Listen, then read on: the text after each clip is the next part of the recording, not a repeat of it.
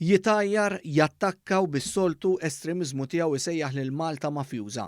Fuq ix-xandir nazzjonali mal-ġurnalist esperjenza Xavier Balzan, il-kap nazzjonalista Bernard Grech spiċċa jitkellem fuq il-ħażin ta' qablu u skontu il-firda spiċċat. Tittara l-partit kif kien sena ilu f'liema sitwazzjoni konna, sena ilu u f'liema sitwazzjoni qegħdin illum żgur li bħala partit kif jaħdem il-partit kif jirrelata l-partit illum huwa ħafna ħjar milli kollna sena oħra. Mill-ġlied li kien hemm anke evidenti qabel illum m'għandekx l-istess problema. Dan qalu anke jekk saftit tal-jemilu huwa kkundanna lil Adrian Delija u qalu li l-mossa tal-Fosos kienet inaċċettabbli.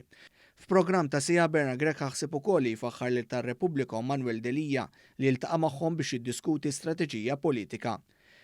Jien naħseb illi Manuel Delija u Repubblika u l-NGOs l-oħrajn jew aħjar soċjetà ċivili biex anke nagħtu terminu aktar wiesa relatat anke mal-qagħda politika fil-pajjiż għandhom irwol importanti. Saħansitra talab biex tar-Repubblika u Manuel Delija jsibu l-flus ħajkomplu għaddejjin.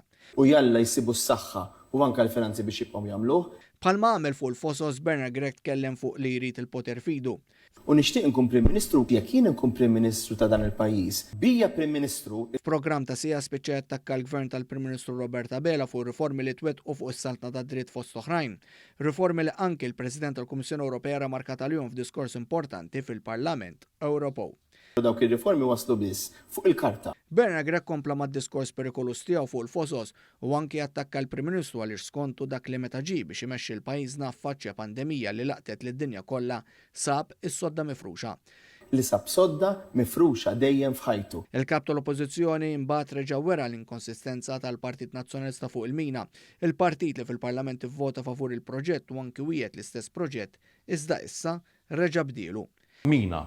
Il-pożizzjoni tal-Partit Nazzjonalista għax xi kultant nibda nitfixkel. Ġifieri qed tgħid referendum mill-lawċin fuq dan is-suġġett. Iva. Meta mbagħad il-kap tal-Oppożizzjoni reġa' beda jgerger li sejr ħażin fis-surveys u jwaħħal fix-xandir nazzjonali filwaqt li qabel kemm jidheru u ħadd ieħor pront il-preżentatur fakru jagħmel distinzjoni bejn aħbarijiet tal-Gvern u ta' partit.